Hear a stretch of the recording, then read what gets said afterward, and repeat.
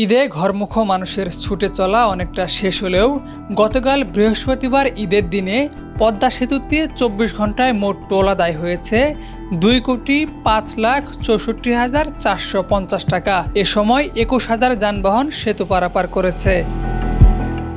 শুক্রবার সকাল ১০টায় পদ্মা সেতুর সাইট অফিস থেকে নির্বাহী প্রকৌশলী আবু সায়াদ নিলয় এ তথ্য নিশ্চিত করেন। তিনি জানান, এ সময় মাওয়া প্রান্ত দিয়ে ১২,৩৬০টি ও জাজিরা প্রান্ত দিয়ে ৮,৫০৮টি সহ দুই প্রান্ত দিয়ে মোট যানবাহন পারাপার করেছে ২০,৮১৫টি।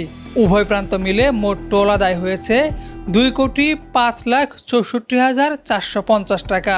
আজ শুক্রবারও টোল প্লাজাগুলোতে স্বাভাবিকভাবে যানবাহন পারাপার হচ্ছে বলে জানান তিনি। সড়ক পরিবহন ও সেতু মন্ত্রণালয়ের দিক নির্দেশনায় সেতু কর্তৃপক্ষ আগেভাগেই ব্যাপক প্রস্তুতি ও সেতুর উভয় প্রান্তে মোট ১৯টি টোল বুথ সার্বক্ষণিক সচল রাখায় যাত্রী সাধারণ নির্বিঘ্নে ও স্বস্তিতেই সেতু পাড়ি দিচ্ছেন। ইউএফটি ফার্স্টের সাথে ট্রেড করুন যে কোনো জায়গা থেকে।